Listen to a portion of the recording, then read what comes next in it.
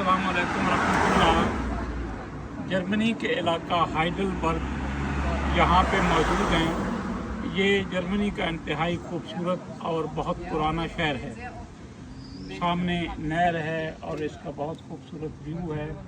और यहाँ मैं खड़ा हूँ जहाँ पे ये आप इसको देखेंगे, ये जो तहरीर लिखी हुई है यहाँ पे हज़रत अल्लामा मोहम्मद इकबाल जो हैं 1907 में यहाँ PhD के लिए तशरीफ़ लाए थे।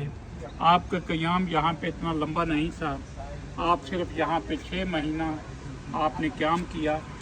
और ये घर है जहाँ अल्लामा इकबाल रहमतुल्लाह अलैह उस ज़माने में यहाँ पढ़ा करते थे।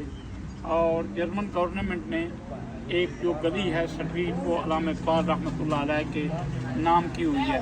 मुझे यहाँ पे बहुत खुशी हुई देख के कि बानिए पाकिस्तान के साथी और शायर मशरक़ हज़रत डॉक्टर मोहम्मद इकबाल कलंदर लाहौरी रहमतुल्लाह अलैह की वो जगह जो ज़माने तालिब इल्मी में आपने हासिल की और उस रिहाइश पे आप रहते थे, यहाँ आके मुझे बहुत खुशी हुई और आप देख के भी खुश होंगे।